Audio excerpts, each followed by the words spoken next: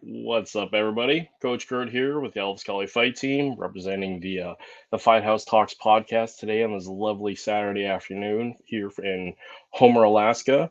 So today I'm going to be joined by my good friend Jarid Symens, also known as Coach Grizzly. He's a phenomenal martial artist in his own right. He's a fight coach. He's a promoter. He's a center referee for a lot of the fight promotions here in Alaska. He's a U.S. Air Force veteran, and he's been my good friend for several years. And I've been very fortunate to have him in my life and in my circle, and especially during this life in transition from shutting the gym down and reemerging into this new world that I'm in now. So, um, he's going to be popping in here in a little bit, but make sure to tell me where you're at. Share this link, share the live stream, and yeah, be glad to spend this wonderful Saturday afternoon with everybody.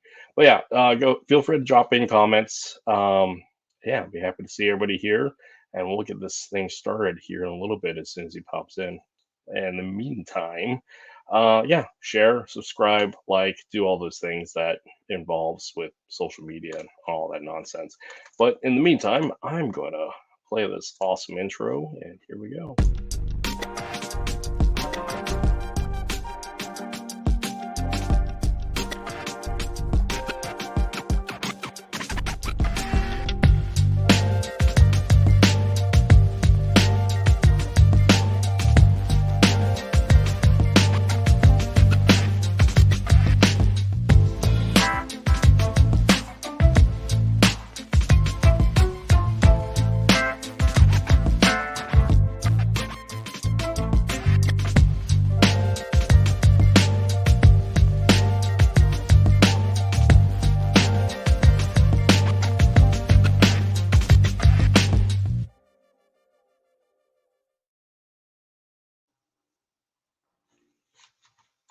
So I'm gonna play this video. He's running a little behind, but this is his MMA debut here in Alaska. So yeah, enjoy this for a little bit.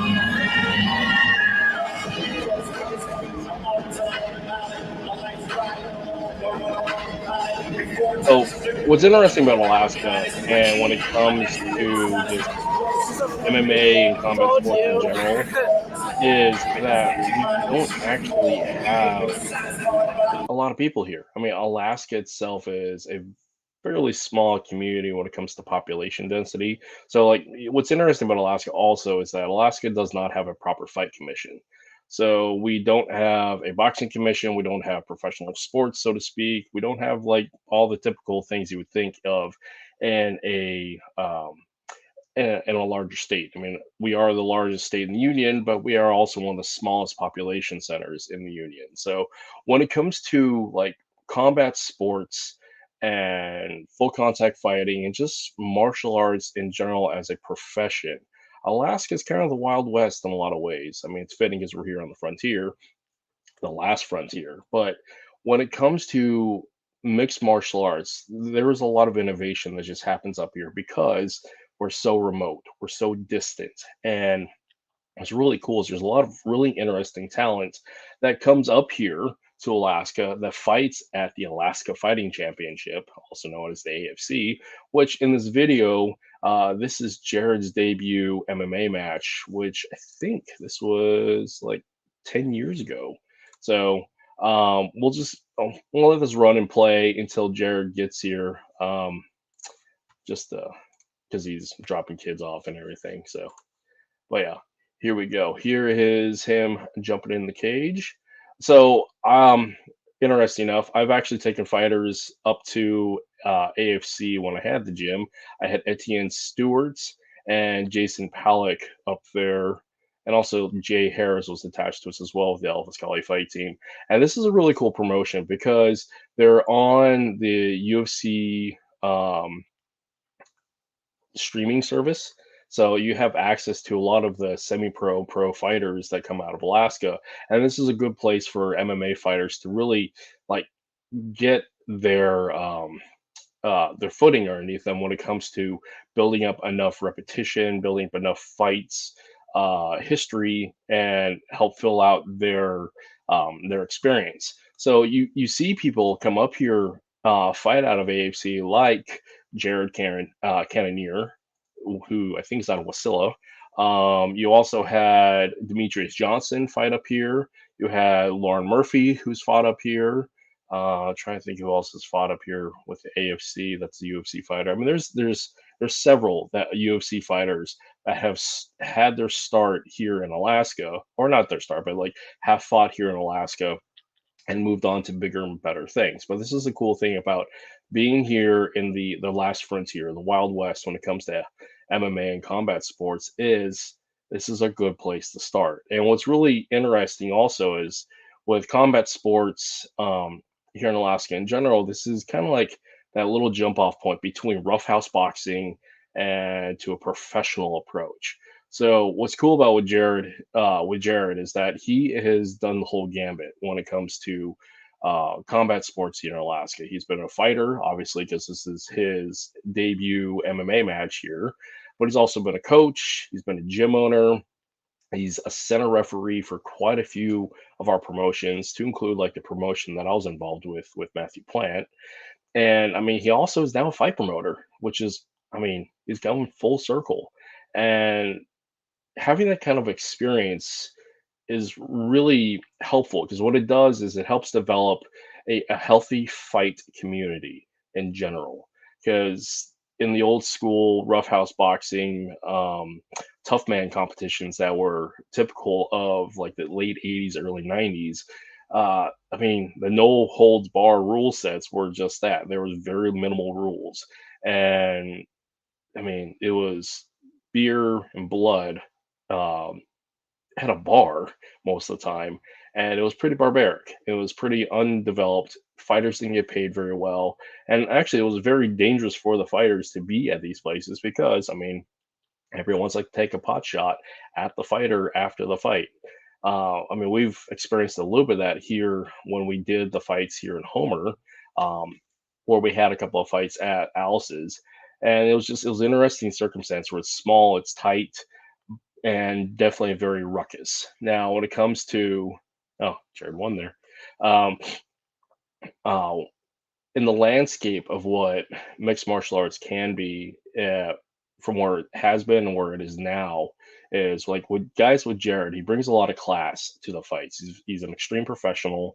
He is a phenomenal mentor, and that comes from having cut his teeth on doing some of those roughhouse fights in the past, and then seeing how things develop over the years here in Alaska. And what he brings to like the Thursday night fights is that higher elevation of class. Not saying that they weren't classy before, because it was definitely roughhouse boxing for a long time. But what Jared brings is that, I guess that connection to the overall fight community that is here in Alaska. Because I mean, he's worked with a lot of athletes. He's worked with my guys. He's worked with me. He's worked with so many people here in the state that everybody just loves him, and there's good reason for it because he's got good ethos. He's loyal to those he's loyal to, and he's a professional above all. And what that does is when he's there as a center ref, he is the ultimate. Uh, Official when it comes there in the ring because it's him and the fighters. And what that does when he's doing the promotion side is it brings that class and that character and that professionalism shines through. So as soon as he logs in here, that'll be great to see his thoughts on it. But yeah, that was a quick one round and pound win for him there on his first debut. But yeah, definitely drop your comments in there. Yeah, we're still fairly new at this, but it's okay.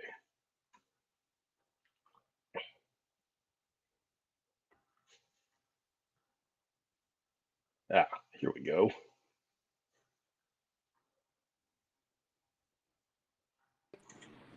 Brother Jared, How's it going, amigo?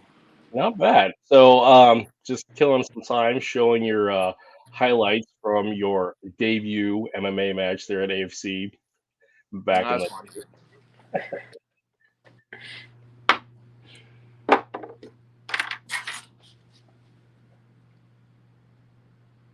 Yeah, those knees, dude.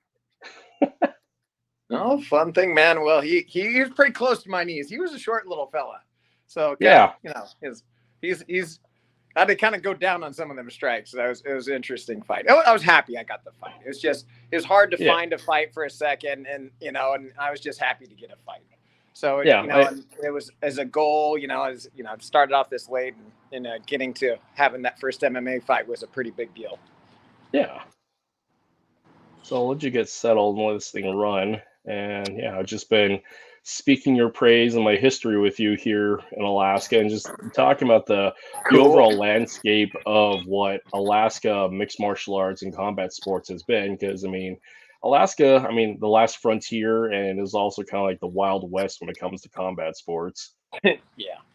Well, Yeah. with no athletic commission whatsoever to speak of, it kind of can go whatever way you want to take it. And if people want to fight a certain way, they can fight a certain way. You don't have to worry about commission to prevent it. Right. But we have a decent community of people that are trying to watch out for each other, though. Here, Yeah. go ahead. So yeah. So yeah.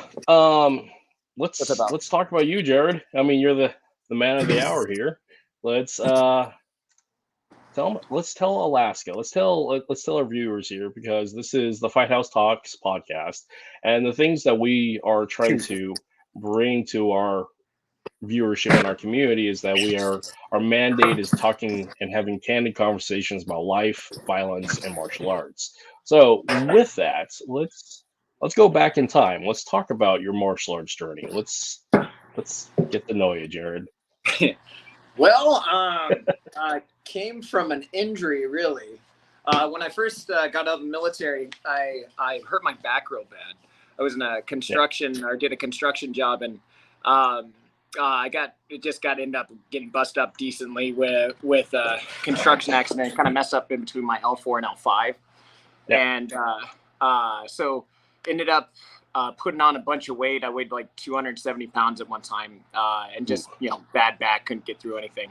But went through and fixed my back, and then in the process of fixing my back, I found martial arts. I was a big fan of MMA and UFC for a long time. I was a huge fan of boxing, a big fan of Roy Jones Jr.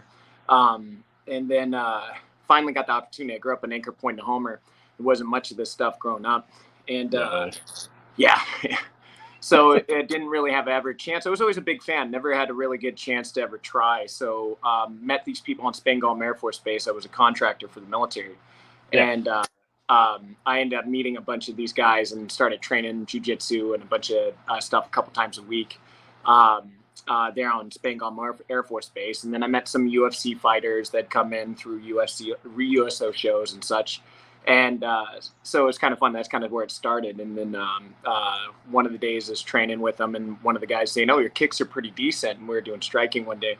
He said, "You should go check out this Muay Thai gym off base." And it was in a place called Vitlich, which is outside of Spangdahlem.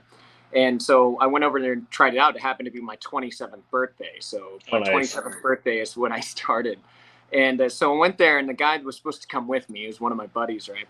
He's supposed to come with me, but he ghosted me. So I ended up going to the gym by myself. So that was the only American there. So there's guys from Kosovo. There's a guy from Lebanon. There's a guy from Iraq and Iran. There's the German guys there. So, all these different guys. It was pretty neat to, the hodgepodge. And here I'm just the silly American guy. So I just started going in there, and I was just excited, and like watching way too much stupid things like Van Damme and stuff growing up. I was excited about Muay Thai, but I was, I had my favorites. I was a big fan of Muay Thai. Like I'm a big fan of Smart Pike Karun. He's a really good Muay Thai guy from the golden era. But I was a huge fan of kickboxing growing up as well. So so it was really cool to get involved. So I was really excited. So my instructor really enjoyed it. So it was fun getting into that first gym. Nice. So going back even further, I mean, you grew up here in the Lower Peninsula. Yeah. What was it like back in the 90s, in the early 2000s with Homer and Anchor Point? I mean, there's not a lot going on down here. No, just mischief. Just get into mischief, man. There, it's just allowed for opportunity to probably get into more problems than anything else. So, it's just one of those things. There wasn't a lot of outlets, but it's great, a great place and good people and good community. But, it was hard to find stuff for kids to actually really do and have something that's a good creative outlet. Still is a problem. Yeah, it's really hard, especially in small communities, it's really hard to do so. So growing up, I played a lot of basketball, and I enjoyed playing basketball. And that was one of my kind of solaces while I was there, when, being kind of isolated down there in Anchor Point, Homer. But yeah, that was one of the things, never getting the opportunity. One of those things I wish I would have had an opportunity, because it's how much, I know this helped me grow as a person. Right. And, yeah, and the things I'd be able to do now, be able to help as many people as I do. It's just, I wish I would have discovered this earlier. Absolutely. That's kind of one of the things that, I'm really happy. But, retrospect is like, God, I wish I would have, listened to things that were trying to show me to go down this path a lot sooner. But I'm really happy to how things are going now. Yeah, I mean, the fact is we can't change the past, but we definitely can look at it in retrospectively. But we also we actually change the past, because it brings us to who we are today.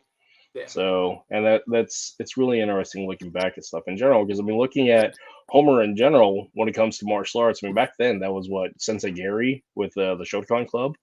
I've no clue, man. I didn't do any of that stuff. I watched a lot of Bruce Lee, a lot of Van Damme. I was a huge fan of Ninja Turtles. Absolutely. Yeah. So I was an early adopter to UFC. I watched it when I was a kid. My brother Jeremy was into it and got me into it. I think the first one we watched was UFC 13 or 17. One of the first one Randy Couture ever did. I remember if Randy Couture was the first one he ever did. Yeah. So and I remembered that was the first UFC I ever watched, and I remember watching it there. We had like one of those big ass satellite things, and it's one of those things you're not supposed to order, but order. So it was one of those things back then it started a fascination with that for a lifelong thing. So with that in mind, so what's interesting about life as it is in 2023 when it comes to martial arts and the grand scope of things, where we have so much exposure. Alex, pause one second. No worries. So Alex, if you want to, I'm gonna get the speaker going. I'm just gonna close those doors behind me. Hey, sorry people, whoever is listening to this is live. Alex is gonna hit stuff. All good. There you go. And have fun. Hey, by the way, thanks. It's all installed. Looks great. Beautiful. You had all the pieces and parts? Yeah, dude. Everything was there. I appreciate it, man.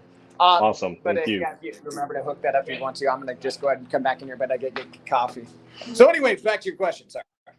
Yeah, so with the landscape of modern martial arts as it is now today, with access to a ton of content out on the internet,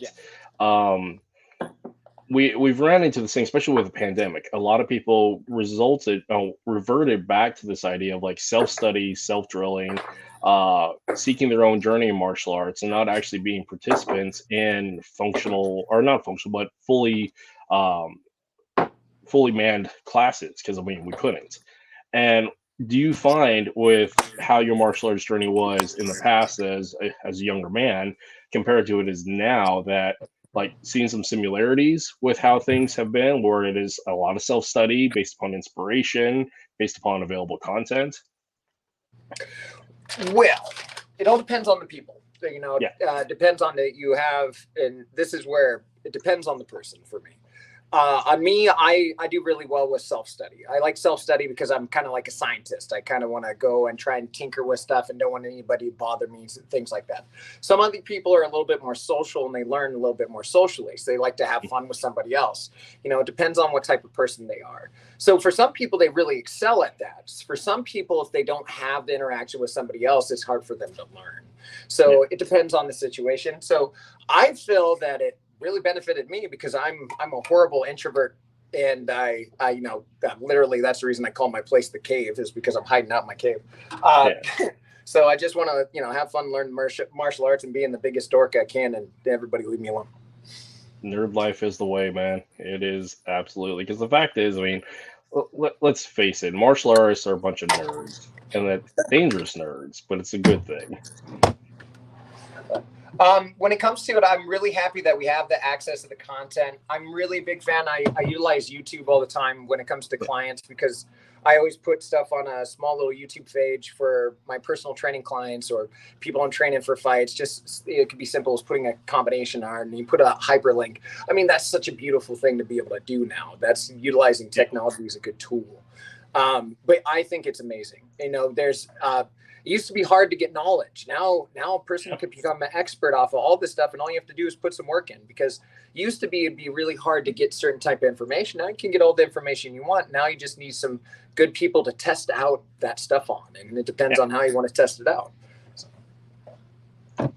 So are you fighting? So there's always this balance between solo drilling and in class drilling, because the fact is, when you're doing your punches, you're doing your kicks, you're doing all that personal development, you don't necessarily need your coach, your guru, your sensei there to tell you how to punch a board or a bag 100% of the time. So what's interesting is this pushback, but also like this progress of, because what the pandemic forced us to do is do stuff on our own. And it's an interesting situation where people like have resistance about the YouTube fooing, doing solo training. But the fact is, you're the one with the bag. You're the one with the Makiwara board. You're the one with whatever you're doing, putting in the reps. You don't need a coach there necessarily 24/7. No, I agree with you 100%. Well, you got to realize, if you're fighting, your coach doesn't fight for you. These other people don't fight for you. So you're going to end up having to be independent and have to do it on your own anyway. So finding ways to do it independent and where you can zone in and be more you as you're doing these drills, the better it can be. So, you know, solo is just as important as the group participation, and how you do that and making it more efficient is one of the most important parts. So like I'm such a big proponent of it. Like I teach people how to shadow box and do different things. So, you know, I'm a big philosophy nerd. You know, classic philosophy is, you know, give a person a fish, feed them for a day, teach them to fish, feed them for a lifetime. So every time I'm doing these type of things, again, to where these people can be independent, being completely unnecessary to need me, other than coming to see my lovely personality and my horrible dad jokes. Well, I mean, the fact is, without personality, then there's no reason to hang out with that person, because anybody can seek knowledge, but it's really, you spend that time with a coach. You choose that person that works with you, that works with that is going to jive well with your character, your personality, your ethos. And I mean, that part is, as an athlete to a coach, I mean, it's that you're shopping around and making sure that that relationship is going to work. And then it's such an important thing. Yeah. So a lot of people miss this important thing. They try and go someplace to train hard, but they got to realize training fun is way more important than training hard. And the way it's training fun is with people you enjoy doing it with. So if you can find people you have fun, and you can be as dorky as you want and have a good time learning to become really dangerous, that's really important. Fun is how you learn things faster too. Absolutely, because I mean, when you get your head caved in all the time, I mean, you're so focused in that lizard brain self protection survival mode. There you go. Versus the fun side. I mean, that's your prefrontal cortex. It's your decision making. That's your social skills. That's your language centers. That's where art resides. So yeah. I think my prefrontal cortex will start working after I drink this coffee. Absolutely. So going back a little bit, you want to tell us about your fight history? Since sorry. Gotta pay good. attention here. I'm kind of look at the squirrels. So good luck to you guys. No worries. So we were at my first gym. Alex, don't hurt yourself.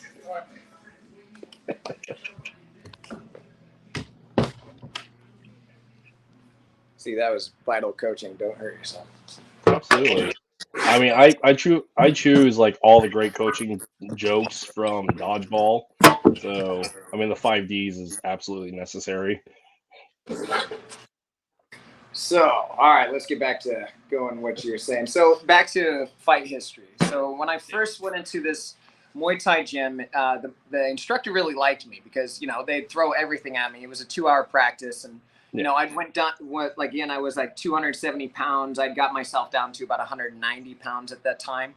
And, and yeah, it was a big to do. And I, you know, worked on fixing my back. I found calisthenics, different movement. I got into a lot of mobility work and a lot of myofascial work, learning to heal the body, which kind of leads to what I do mostly now. But so like I got that and I fixed my back and got into doing that more. And that first instructor, Reza was the gentleman's name. He just it really liked me, like how enthusiastic I was and such. So he made sure I kept coming back. And I started training with him a little bit, and then he liked on how much I got into it. So he happened to be the WBC World Boxing Council representative for Iran and Germany. So, so he got me involved, and I learned how to become a judge and referee. So before I even fought, I was actually learning to be a judge and referee. So I took these courses, and I had to work with this guy named Hantong Anik. This guy out of Thailand.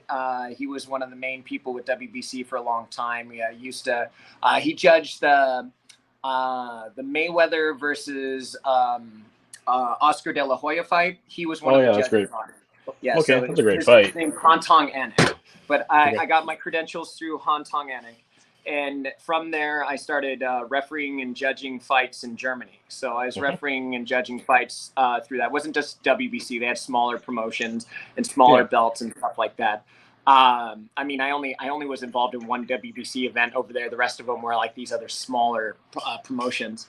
But it was pretty cool. So that got me into it. So I was having a lot of fun. But that was all I was never planning on fighting. I'm not a violent person. I don't actually avoid violence. I'm a big nerd, love playing video games.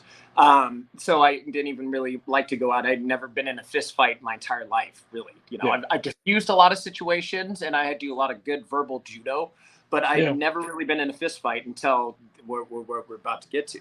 So I started doing this stuff, and I started doing these events. So Reza would get a hold of me, and he'd say, all right, make sure you clear your schedule because we have this fight on this day in Frankfurt, or we're going to go to Cologne, or go to this, and we have this fight. So I'd clear the weekends, and I'd go there, and I'd either referee or judge. So then he said, okay, what are you doing in 3 weeks? And I'm like, okay, I'm nothing. In 3 weeks, I'm good. So like, all right, good. Don't have anything done going on this day. So like, okay, cool, whatever. It's like, all right, see you at the gym. So we training hard. And then also I knew there was about 4 other guys in the gym that were getting ready. There's a guy named Gino, Michelle, which Michael, you say Michelle in Germany instead of Michael. His name's Michelle. Then there was Adam and Johnny. Okay, there was these 4 other guys that were actually fighting on this card and getting ready. So I'm helping them train, do extra, and then Ray's is like, oh, make sure you're ready 3 weeks from now and stuff like that. Don't have anything planned. I think I have to judge. And then he asked me next week, he's like, how's your weight? What your weight's at? How many kilograms? And I'm like, what do you mean kilograms? And I was thinking I'm going to referee or judge. And he says, oh, no, you're going to have fight. So I signed you up for a fight. So he signed me up for a fight without me knowing. So I didn't even sign up for my first fight. I didn't even want that first one. So he signed me up for my first fight. But I was really lucky. I had this guy named Bayrat. He happened to be like a world champion. He'd been in Thailand a bunch, and he beat the shit out of me so much. He's from Kosovo. He's his nickname was the Crocodiles. Bayrat, the Crocodiles. Last name started with an A. You can look him up. He has a great gym in Germany right now. Okay. But I used to train with that guy, and I do well. And Reza said, you do good with him, you do good with anybody. Do good with him, do good with anybody. And so, it's also, here's something funny. The reason everybody calls me Grizzly actually started there. At first, Jarid, it's hard for them to say Jared, so they say Jerry.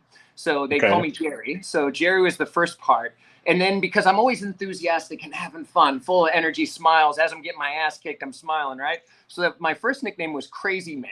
So they called me Crazy Man for like months. Oh, they're Crazy Man, because I'm always having fun, asking questions, doing stuff like that.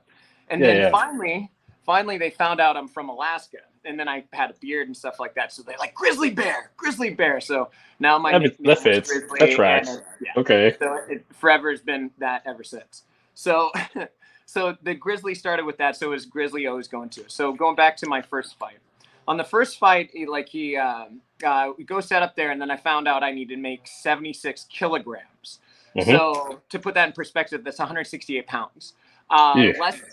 Less than 2 years prior, I was 270 pounds. So Yep. I went from there, and now I'm going to be fighting under that. Oh And man. it was great. Like getting down there wasn't that bad. Like I got down there, felt comfortable, and it was Okay. where it kept. So getting down that super middleweight, which was super middleweight in over there, and I'm supposed to be set up with another C class fighter. There's C class, B class, A class, S class fighters in the kickboxing circuit over there. Yeah. Hold on one second. Pause, guys. I need to get a charger because I think this is about to die on me. So I'll be right back. Yeah. No worries. So, talking about Jared's journey, while he was overseas, getting into fights. I mean, dropping from 275 to 165. I mean, that's huge. It's over 100 pounds. I mean, it's a funny story. I mean, the weight loss side alone, that's tremendous. Because I mean, right now I'm sitting not so comfortably at like 245, but I mean, like when I fought, I was at like 205 is my favorite area. But like when I went into the army at 19, I was 195, and at the end of all that with AIT and basic training and whatnot, I dropped down to like 150, and that was garbage. That was scary. All So right, I'm back. just talk about weight loss. I mean, dropping basically 100 pounds Yeah. in less than a year. Holy crap, dude. Well, it's about 2 years it took. It took about Yeah, 2 years, okay, but less than still. 2 years. So it was under about a year and 6 months to actually get down from there to the fight. Yeah, yeah. So I got it all down about in 1 year, but then it took that little bit more. And then I tried to do research. Of like Dolce method and things like that. So when Yeah. I went in there, at least I'm a researcher. I love researching information. Used to be an insomniac. I didn't sleep very much, so I read a lot. So got into Dolce method, and then there's a bunch of other ones of learning how to cut, how to use Hmm. electrolytes, and then different things like that, using carbs, water loading. So actually, Yep. my first cut wasn't too bad. My first cut, I went from, I believe I weighed 177, and then I had to cut and make weight, and I had to make weight that day. So I had Yeah. to cut the weight that day and Oof. stay on that weight. So what I did is I cut the day before, like about 5 pounds, got down from 177 to 172. And then when I got to Frankfurt, where the fight was going to be, I just jump rope, shadow boxing, messed Yeah. around, clinching with the guys and sweating. It was a nice warm day. I Yeah. believe it was June or July, or no, it was April when it happened. Was it Okay. April? It was April when it happened. So it was a nice day in April in Frankfurt when it happened. But it was fun. So I got signed up for that first fight without me knowing, and I got thrown right into the mix with all the guys. Now I knew I was training for a fight, so we ratcheted it up. Yeah. I can remember Bayrot, that champion guy. You want to talk about scared shitless sparring the first time. I thought I was going to die. Watch too many of these action movies. I was like, boom, okay, that guy's dead for the rest of the movie. I thought that's what was going to happen to me. Yeah. So Yeah. I remember sparring him the first time getting ready for this fight.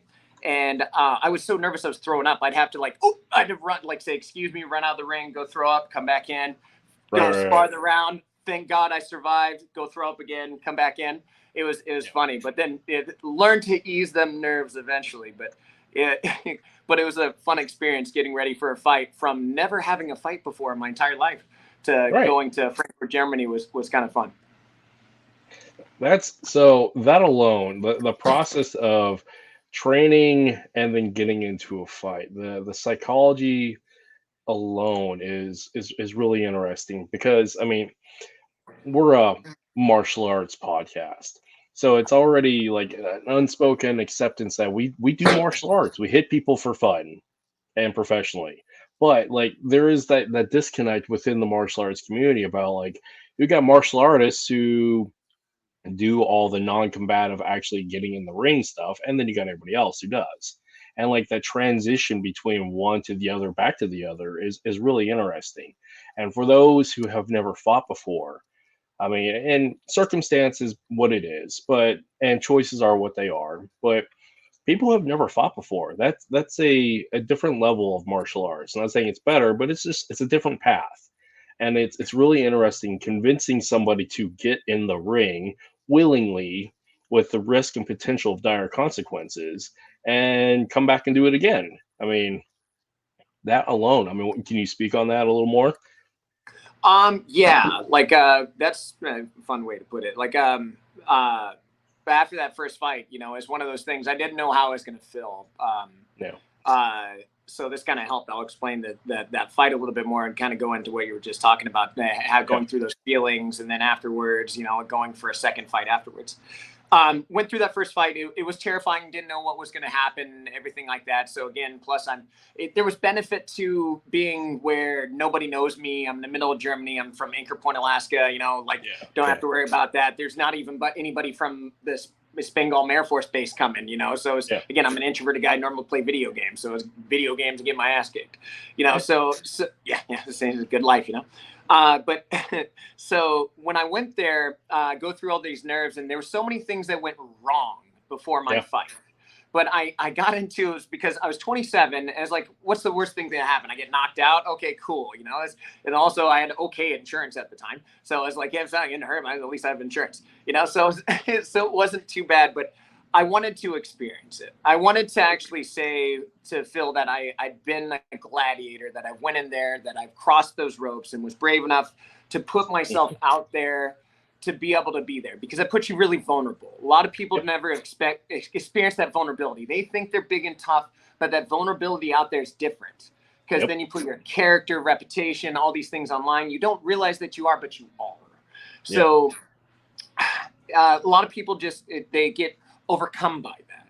So, you know, I watch way too many 80s movies. So a lot of those, you know, philosophy things I'd always carry, you know, and one of my big ones is I'm a big fan of Customato, but turning fear into fire. You know, if you turn that fear into that, but also mine I enjoy is I don't turn fear into fire. I turn fear into fun and funny. So every time I get into a fight, I'm always silly. I like to have fun and do things like that, because that's just me. It's my personality. When I'm serious, it doesn't work. But so when I'm dorking and have fun, that's where I'm able to express myself. And people don't realize martial arts, one of the biggest things about it is the art aspect, is you're being an artist. You're expressing yourself artistically. So finding the best way to be yourself. So one of the things I told myself is when I went to that first fight is just, fuck it. What's going to happen? You know, I'm going to go out there and have fun. You know, so I don't know what's going to happen. So and then that was one of the best feelings, is just letting that go and letting go of that feeling. Now led to my probably one of my, I'd say my top 5 pictures of all time is me landing this round kick in the middle of Frankfurt, Germany. I'm in front of 1,000 people, and I'm landing on this guy, just excellent. But it's such a pretty picture, and I am so thankful for that. I could have stopped fighting right there and been thankful. You know, could have been done. I actually, even after that, had that questions. Like I went home and my roommate, and it was taking pictures. I got a trophy after the fight. Got this trophy. I was taking it home, and I was like, and I talking to him. He's like, "You think you ever do it again?" I was like, "No, I'm done. I'm good." Just like one, I was done. I even told him after. I was like, "That was it. I've trained. I had fun. I'm gonna learn some more jiu-jitsu. I'm done." I was telling him, but the fight was great. It went out there, and like I said, everything went wrong. I got to Frankfurt, and my original fighter that I was supposed to fight didn't show up. Oh, there's the picture. Thank you very much. That picture. I love that picture. That's a great picture. The guy, I really like the guy, the photographer. He was a guy with us. My instructor, Reza, is one of his friends from Iran. They have a local TV production. So here's funny. My fight was actually, you could watch it video. I can never find it, but video, they showed it in Iran. Okay. So people in Iran might have actually seen me kickbox. Nobody else has seen me kickbox on the video that. Now, only I've been able to get pictures. But that guy, he was a really nice guy, but he was originally from Iran and didn't have very much English. So it was a lot of fun. He just always smiles. But I always say, thank you, thank you, thank you. I even gave him a bunch of euro for the picture, just saying that's the best picture ever. Yeah. But going back to how bad that fight was not going, my original opponent did not show up. So I didn't even get my original opponent. So, and I was supposed to have somebody that's a C-class fighter that's supposed to be under a certain number of fights. Okay, so under 5 fights. And such like that. So on my debut stuff, I'm supposed to be in that C class. It's broken up in different ways over there. Yep. So I got there and then found out, they matched me up with somebody else. They matched me up with this other guy, but this other guy, he was like 4-4. So he had like 8 fights. So, and I was in the picture right there against that guy. And then also my guys that I was with, we had the 4 other guys fighting. There's 5 of us total. My instructor and some of our friends were all together like a big group, like all together like a posse. And they're all started kind of laughing and poking at each other and then pointing at me and say laughing is because there's because it found that he's a Polizei, he's a police officer. So I'm fighting a police officer, and they don't mess around over there. And the police officers over there, they're laughing at me. It's like, you better not beat him up too bad because they'll arrest you in the parking lot. So I'm sitting here like thinking they're, for real, because I'm naive. I don't know any different. And so I'm like, oh shit. And then also here come the next thing is I worked so hard to make weight, right? So I made 167 pounds, not 168. I made 167 pounds. So I made that. The guy came in not at the 76 kilograms. He was 81 kilograms. So people don't know 2.2 pounds times. So he was that much more heavier than me. So he's 10 pounds heavier than me. So he's 10 pounds heavier than me. And I have zero fights. And he had 4 and 4 fights. So my instructor actually even had to go tell them, is like, oh, no. Jerry be fine. Okay, no, Jerry be fine. I'm like, no, fuck you. It's like, I ain't fine. It's like, you're going to put me against a guy that's like, no, I want a guy that's never thrown a kick at nobody. Like, come on. So no, it did that. So it worked out pretty good. And then in the fight went really awesome. Not awesome, but awesome. Because I was so nervous, but I have this favorite song. My favorite song of all time is Immigrant Song by Led Zeppelin. I'm a Led Zeppelin fan. And it's I come from the land of the ice and snow. I'm from Alaska. So I really wanted them to play that song as my intro, and I went to the guy in the booth. And if you see that picture there, the booth back behind it, that's where the guy that does the PA and shit, he's back there. And I was talking, and he's like, oh, I don't have the song. I can't find it and everything. And I'm telling him, oh, come on, man. So he's like, I can try and find something else. What's something else? I said, like, find me Lincoln Park or something like that. He says, something. He said, I like you. You're a nice dude. And he said, I'm going to keep trying to find that song for you.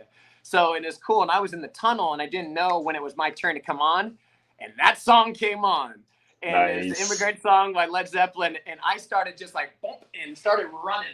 And it's funny. I ran out there. I got into my ring, and I got out there, and my corner guys didn't even know I'd left. So I was in the ring like, where's everybody?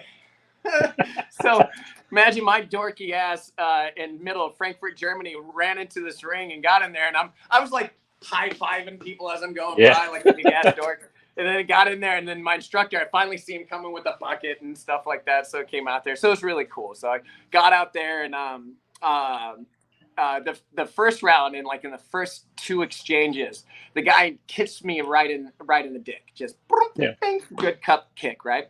So, and I was like, God damn. It's like, so we got our break, got our time and everything like that. And I think that guy did probably the best thing for me, but the worst thing for him.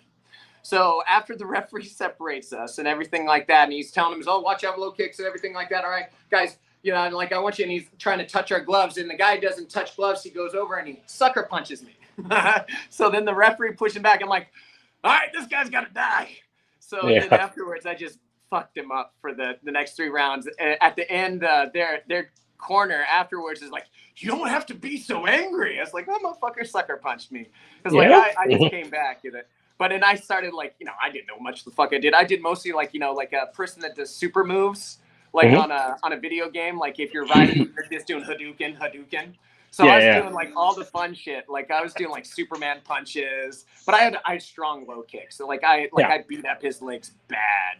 So I beat his legs up so bad, my legs hurt my shins so bad. That was the only thing that really hurt afterwards is my shins. Up his leg. But it was a great fight. I ended up winning the fight, the very first fight. I won all 3 rounds. Nice. And then it was just a lot of fun. And then I went out with my guys afterwards. We celebrated. It was cool. And afterwards, my instructor liked me even more and started wanting me to get into it. And he said, it's technical, because I'd be holding mitts and pads because I'm like, hey, I want to learn this. Hey, I want to learn this. Hey, I want to learn this.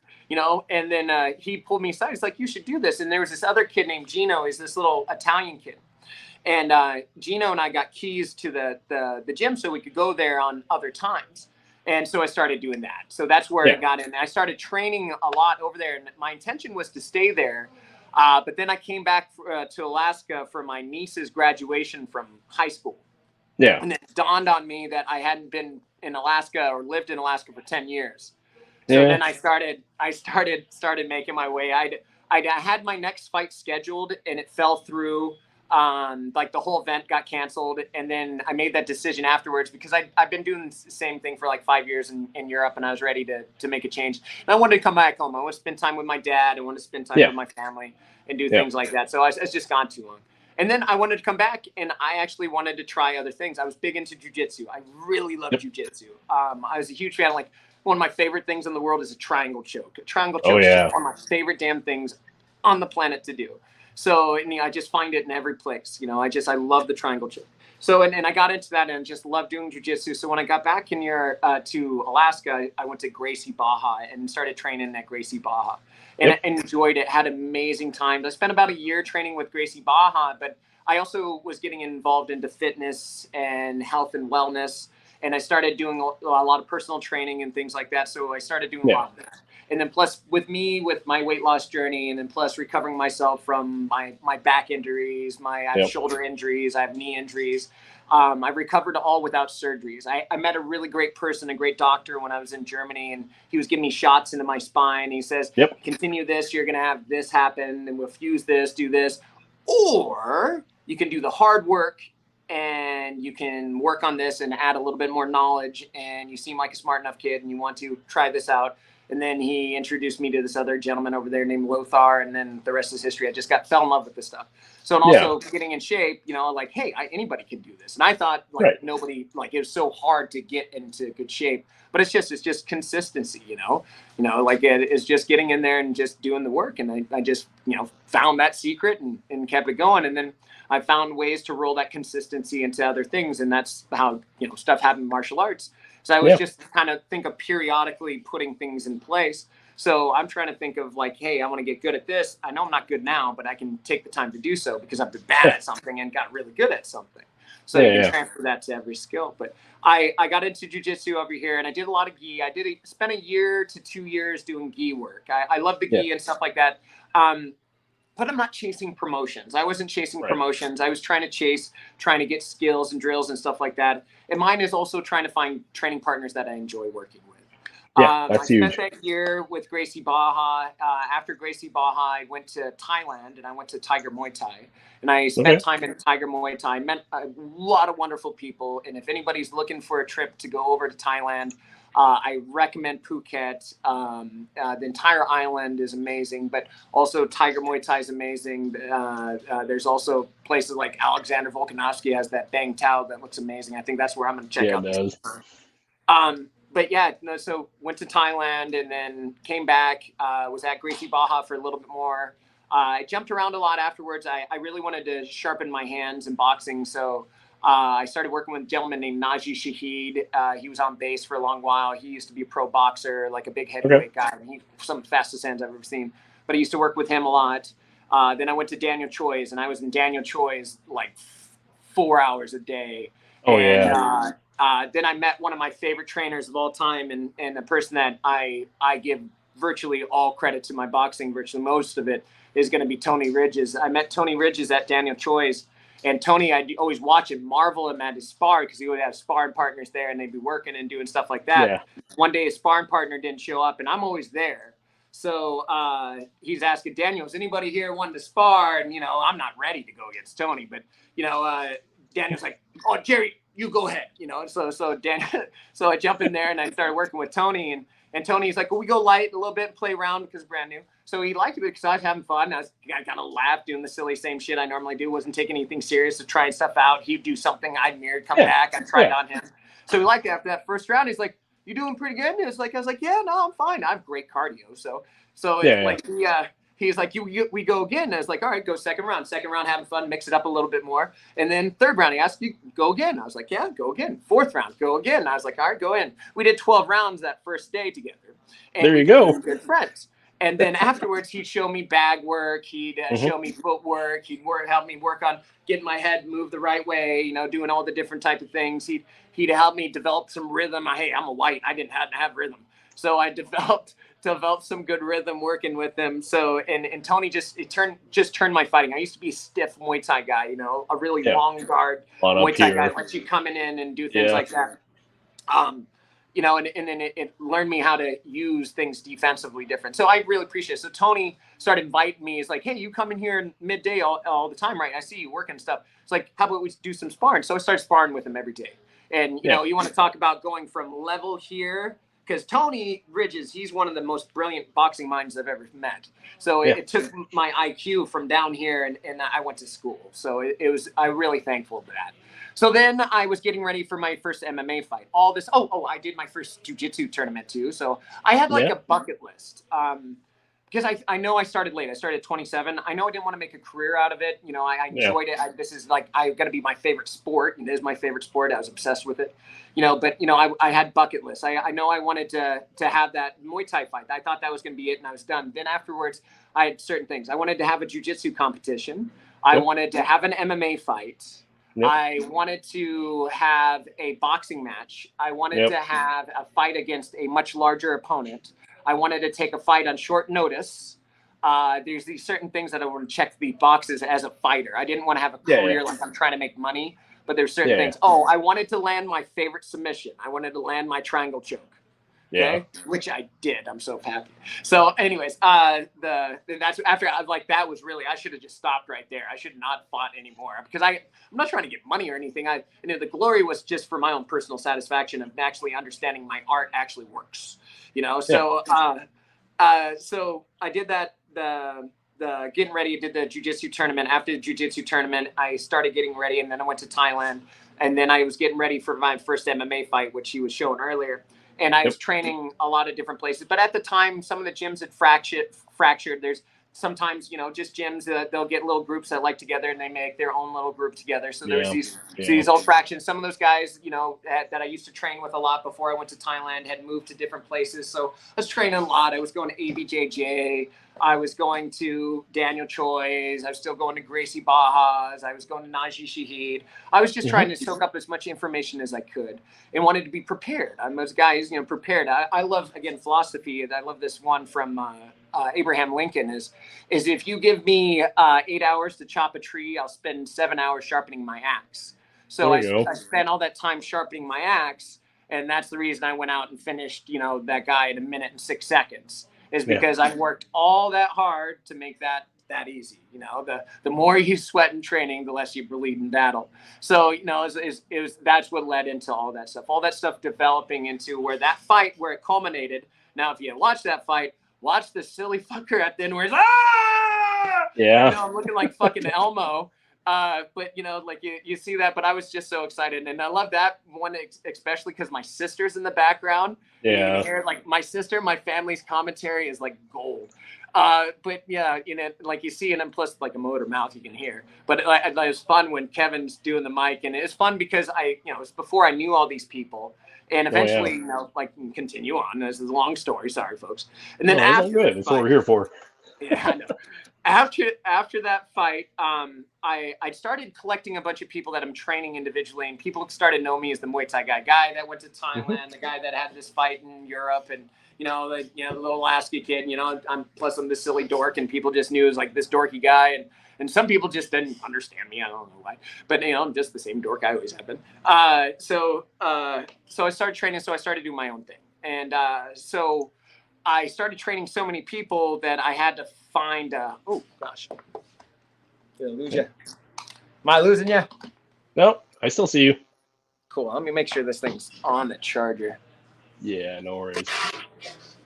I don't want to lose you because we lose battery here. No, we're good. All right, sorry about that. So where was I, bud? You're talking about gathering up your original crew. Oh gosh, yeah. So what ended up happening is I started getting a motley crew of people that just wanted to train with me and I do that, and I kind of mix everything. I like to break things down technically. So we train jiu-jitsu, we train wrestling, we train boxing, we train Muay Thai. We work on the transitions between those two.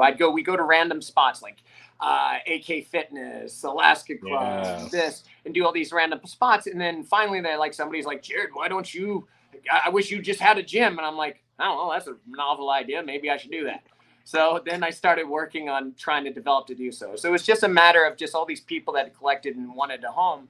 And I've been getting into training, and I really enjoy helping people. So helping people realize their potential is kind of, I think, what my lot in life is supposed to be. So did that, and took all my personal training clients, and then also all these people that want to train martial arts with me, and opened my first gym. And the first gym was called Martial Art, and it was turning fighting into a work of art was our little ethos, if you'd like to say. But I was, as my thing is, I'm too much of a Bruce Lee nerd, is, absorb what's useful, discard what's not, make things unique to yourself. I'm paraphrasing, I know I butchered that. But, like doing things like that. So it was about trying to find the different things that you wanted to add to yourself onto it. And like I said, I've never been chasing belts. It's always about chasing information. And so it's getting better at certain things. If you're trying to get better at jiu-jitsu, get better at jiu-jitsu, so on and so forth. So we had jiu-jitsu classes. We had Muay Thai classes, boxing classes. We had MMA classes and such like that. But I was running by myself, and I was running myself ragged. So that was one of the things that happened onto that. That first gym was an eye-opening experience, not only from a business standpoint, but also from a social standpoint. So, but yeah, I just collected all those people, and I fought a couple more times MMA and had success. Was it my second or third fight? My second fight was fun. I fought this guy named Charles Wells, and I gotta say thank you, Charles, man. You made me a stronger person. And Charles Wells, man, if you're ever out there, you listen to this, thank you very much. That was one of the hardest things I've ever had to do, was fight you. That guy came at me. I cut him like 5-6 times on his face, landing elbows and stuff like that. But guy came at me dig deep, and like I said, I wanted to have like those boxes to check, and one of the biggest ones was to have a war. I wanted to have a war where I wanted out, but I talked to myself and told myself, no, get your ass back in there. And that second fight, my second MMA fight, because like I told you, after that first one, it felt like I accomplished everything, checked every box. And then that second fight told me, is like, I wanted that war, and I wanted to have that. And Charles Wells, and thank you very much for that, because that was an amazing experience. And, I was receiving just as much as I was dishing out, and it was a beautiful fight. So I had that fight, and then after that, I started training people so much it was hard to fight, and then plus I started getting some nagging injuries happening. Stuff was going up, and I was working too much, and I wasn't taking care of myself. I'd fight a couple more other times and stuff like that, but then I was actively with this gym, so it was more about getting everybody to fight. My last MMA fight for a while was I fought a main event against Seth Kroll up in Fairbanks. It was a fun one. It was a great fight. That was one where I landed my triangle. So that, again, checking my boxes. That was my triangle fight. So I was so happy to get that fight. It was a main event up there, and he's a tough kid. And man, it's like he hit me so bad in the balls, but it wasn't his fault. He wasn't aiming for the balls. I was clinching and firing knees, and he was trying to hit my body, going either side, just trying to beat on my body. And I was turning my body as I'm throwing this knee. So I just got in the right position. He landed one of those big hooks to my groin, my metal cup. It dented my metal cup. It was horrible. And I'm just sitting there on the ground, like crying, trying to get up this down after the shot. I get up off that shot, but then get back to work. And then that round, I finished that triangle. The thing that's fun about that one is, it's kind of sucked that I got hit in the nuts on there, because my plan was to propose to my wife after I won, which they catch on video. And thank goodness she said yes. But, it was just it's just fun going through all these memories on this stuff. But after that, I just kind of stuck mostly to just training people. I also refereed, got involved with Thursday night fights with not just people fighting, but I was also refereeing people fighting, helping out with wasn't helping out with matchmaking yet there, but I was just helping out with a bunch of different stuff at Thursday night fights, and then just having a bunch of people going in and out. Then also started refereeing for the Alaska Fighting Championships. Sarah and Paul Stockler brought me in to do that, because I also had been refereeing out at Billy Christensen's promotion up there in Wasilla, which is amazing. When his promotion first started out, it was so much fun going out there. My wife and I, when we were first together, when we were dating, it was one of our favorite dates, was every Tuesday, because it's Tuesday night fights. We'd drive out there, and we'd drive out there every Tuesday and have just a blast. So she'd get able to sit ringside while I'm refereeing and such. So it was just a blast every time going out there. So doing that, and it's just been fun getting involved. So, refereed thousands of fights out there in the Valley, and then refereeing out there at Thursday night fights. And then the AFC went there and started refereeing there with Paul Stockler, and working there with Sarah, which was awesome. And it was awesome being involved with that. And you refereed for us for a couple of years as well with Yeah, Matthew and yeah. I. Yeah. Well, I was about to get to that. So then Oh yeah. after all that, the peninsula, people are calling me, and met people like Seth Stacy down there, met people like yourself, Matt Plant, all these amazing people, good old Will Baker, all these Yes. awesome people that, like met down there. And I loved you guys that putting on the promotion down there. I wish that stuff was there when I was a kid. Right. There's this amazing fun promotion where you guys were putting on wrestling Oh and yeah. kickboxing and boxing. It was silly. It's It was straight up circus silly, affair, but but again, World Athletic Commission. So it was fun. Oh God, I have an amazing. It was fun memory. We had a seminar where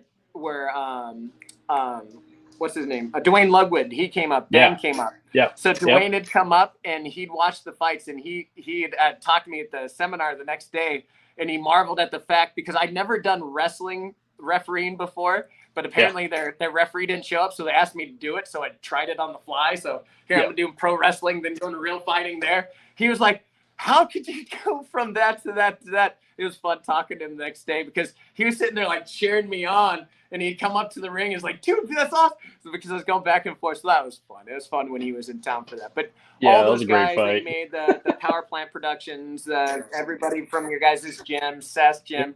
I can't say all the fun times at the Duck Inn afterwards. I got to say that promotion down there was fun, and I always had fun coming down and refereeing for it.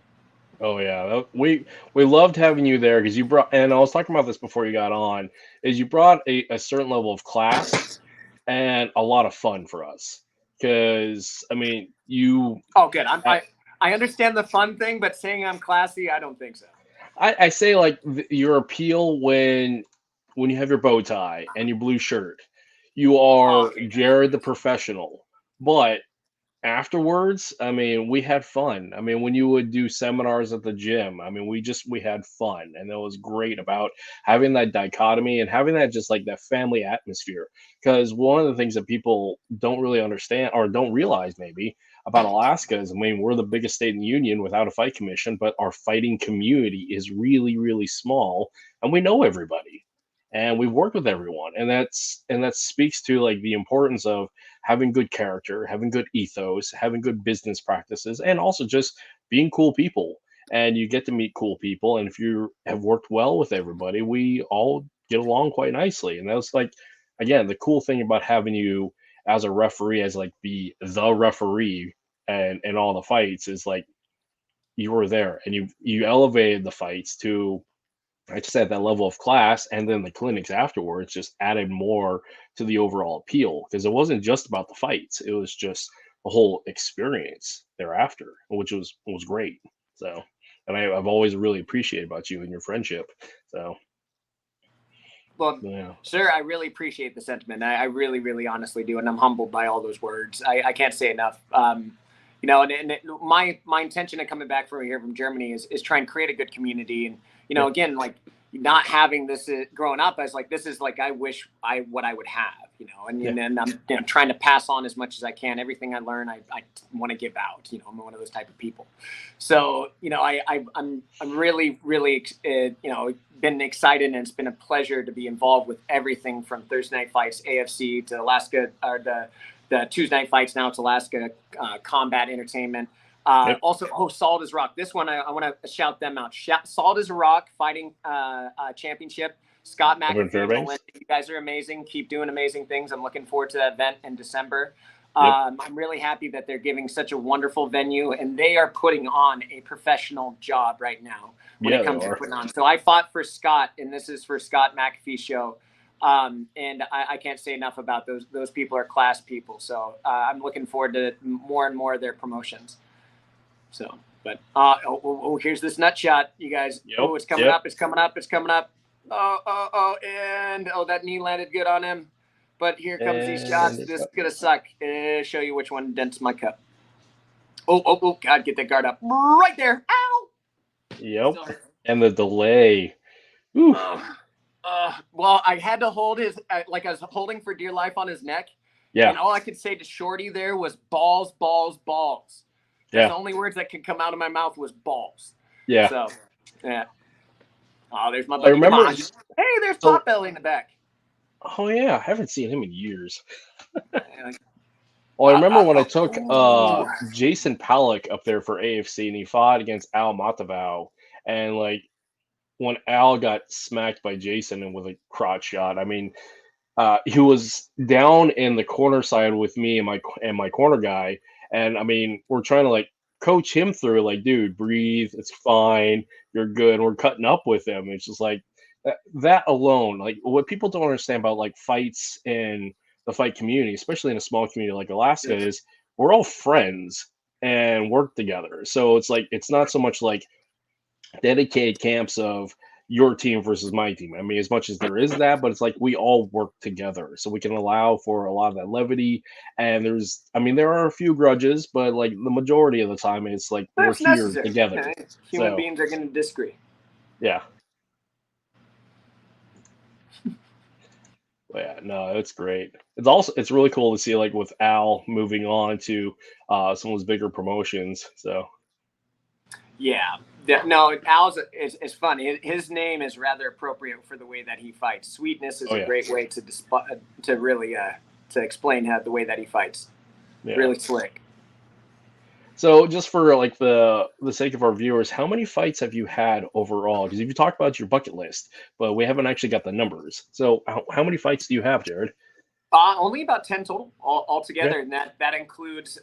Let's break it down. So my bucket list thing. So I had a kickboxing match, and I've had a Muay Hmm. Thai match. So I've had one of each. So one is kickboxing, means no elbows, no knees, and then the Hmm. clinch, you're supposed to separate in the clinch. So I had one that, I had one that one, then I had a full Muay Thai rules match. So I going on to that. So one a kickboxing, one Muay Thai match. Hmm. I've had one boxing match at Thursday Night Fights. I took a last second fight for Thursday Night Fights, which was a lot of fun. Um, that one was great. That was one where I took a last second notice on 10 minutes notice. The guy outweighed me by over 50 pounds. Yep. I wasn't supposed to fight that night. I had to make sure I had to run out to my car to see if I had a mouthpiece. I had long hair. I had to ask a lady to put for a thing to put my hair up, and went out there and had fun against the guy. He was a rugby player, big guy named Kevin Hyde. It was Oof. a lot of fun. But anyways, so I did Okay. that. And so that was a lot of bucket list on. So I had my boxing match. On MMA, it was, I think I'm 4-1. Yeah. Yeah, I'm 4-1 in MMA. So there was that first one. There's the Charles Wells. There's Cody Rice. There's Seth Kroll, and then Yep. I had one. I had some neck issues, and you know, I watch out for up kicks. I was what was that gentleman's name? I'm having such a brain fart. I feel so bad. I'm forgetting his name. He's a really nice guy, but he's the guy down in Juneau. I fought a guy down in Juneau, Oh yeah, yeah, yeah, yeah. and I lingered too long over top after getting him down onto the ground, and he threw an up kick. I turned my head, and my neck was already injured. I shouldn't have taken the fight, and then my legs went limp. It was the scariest shit ever. But that was the last MMA fight I had. Was that? I think that's it. So there would Yeah. be 5 onto that. So 8 fights total, and then Angle. like Here we go. two tournaments. Like a lot of smokers and things like that. Yeah. But smokers, I'm not calling fights. It's not spectated. There's some spectated, some not spectated. But Yeah. and then just probably now hundreds of thousands of rounds of sparring. So Yeah. So that, and compared to like refereeing, I mean, you've refereed thousands of fights. So like the thing where again with the martial arts community in general is like this issue about like efficacy versus quantity. Because I mean, people want to say like, will it work in the streets? Will how good of a fighter you are? But the fact is, it's in time, and it's putting the effort in, and also it's just like uh, it's by quantity in a lot of it. Because I mean, not every fighter is a great fighter, but they make for great coaches. Not every great fighter makes for a great coach, but they make for a great referee. But like you've done the whole gambit. Like I was telling people in the beginning here that you're a fighter, you're a coach, you're a gym owner, you're a referee, you're a promoter, you're still a referee, you're still a coach, and have your second gym. I mean, just the breadth of that still promoter. alone. Yeah. Yeah. So, like, all of that is, it, I mean, that's the full gambit. I mean, if we want to talk about like the professional martial artist, aside from like doing movies and stunt work, I mean, from a professional combat sports athlete, I mean, that's the full breadth of it. Hey, I had And boxes I had to check. No, I'm just kidding. yeah, which is great. And like not a lot of people have that opportunity to do that. And the fact that you did, that's phenomenal. Because one, here's a beautiful moment. You're proposing to your wife. Yeah, no, good moment. Yeah. Mm-hmm. Got 2 kids. I got a 4-year-old Yes. named Jasmine, and I Yep. have a 9-month that's named Kiki or Kiana. So got my little ones.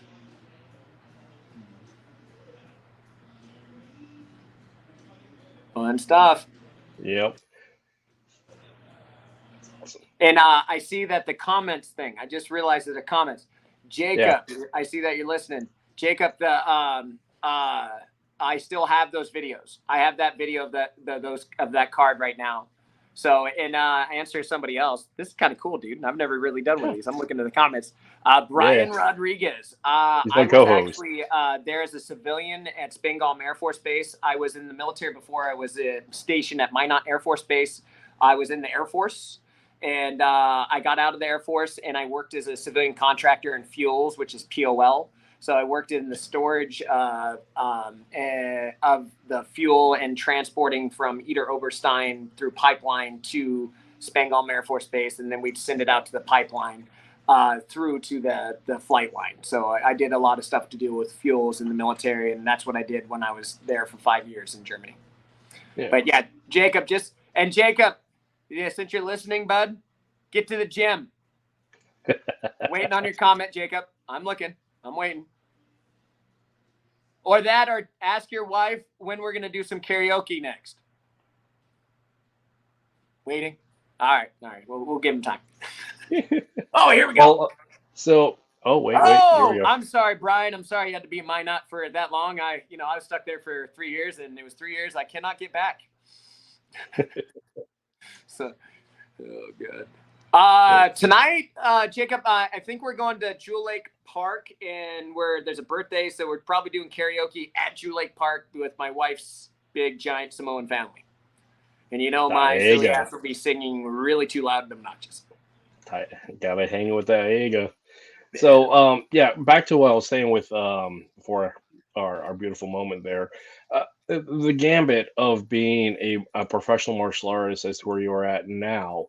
I mean, you've had to start over a couple times. Yeah. And this is actually like for context for people, and what's been really helpful for me over the years, especially these past 4 years after I shut my gym down, is like you have been one of my primary mentors about talking about life after that first gym, life after committing so much emotional resources and transitioning to the next stage of your evolution. So, yeah, can you speak on that about what it's like moving from committing so much effort to a shutdown and then kind of building your way back up again? Because that right there is something that a lot of people need to hear in general, that it's okay to fail and it's okay to start over. Well, I ran into this where, I was willing to give. So I was, filling everybody else's cup. So I was just constantly filling everybody else's cup because I wanted to. That's all I want to do. I want to give. I was like, that's the type of person that I am. And so what ended up happening is I had nothing left. There's nothing left to give. I was in there all the time. And I was, at the time was dating my wife. And it was really strange because we didn't spend any time. I was at the gym. I was at the gym like, 15, 16 hours a day, and I had way too many open hours. I wasn't structuring my day right. I just didn't know. I had, I know I could do it, but should I do that? I wasn't being efficient and effective. I was trying to think like, no, just work harder and do things like that, not being smart, not having a balance. And that balance just led to a lot of stress and a lot of anxiety, and it was really hard. And going away from that first gym was actually financially ended up being successful. It was hard going up and down. It was a big gym. That's one thing, is starting a lot bigger than probably what I should. And it, it's had people that support and stuff like that, but it was way bigger than I wanted. And I go back to being an introvert. That was the hardest part. is, I'm always having to I was putting on like a mask instead of not being my real self, like not mask, but like I was sitting there always afraid because I'm, not being my true self because I'm sitting there introvert. I'm ready to go back and Yep. get some recharging somewhere else. And I'm Yep. giving out, and I don't have anything left. Once I have nothing left, I have nothing left. So I do that every day, and it was just wearing. So I just didn't have balance. I didn't have balance at all. And it started working on creating a lot of issues in other places in life. And so I needed to step away from it. So I did 2 years of it and stepped away. And so I had my gym open for 2 years, but it got to the point, and then there's a lot of like I didn't know how to deal with toxic personalities. Yep. I mean, as hard as that to put, I just didn't know, because I like being a nice guy. I'm again, never been in a fight before I fought in front of people in Germany. I'm a nice guy. I love being a nice guy. I want to be a nice guy. That's my ultimate goal, is just to be a nice guy. So when this happened, I allowed too much of that toxic stuff to affect me, and thought that I needed to help people out. Sometimes people that, I probably shouldn't have been helping, and I should have been helping the people that mattered more. So it's the squeaky wheel that was getting the grease, and the people that needed the grease, like the real cogs, the people that they weren't getting the attention that they were supposed to. And it was just because I was so stuck with, dealing with it. But I didn't know. To be honest, socially, just didn't know how to deal with that. Again, more of an introverted person, grew up from Naked Point, Alaska. I was a kid that liked to be alone. I like to be a thinker, doing things like that. So it was just hard. And I was just trying to be like I am. I like to be everybody's friend as best I can, because, I don't think everybody's just walking around being a kid, trying to be a kid. So, I know that's so I'm just always trying to go around with that. And I didn't know how to deal with it at first. And then also came down to is like, my wife and I wanted to progress. We weren't married, but I proposed to her. But I couldn't save money. All the money was going to the gym. Any money I'd come out of it wouldn't be very much. It's going back in there, expenses to the gym.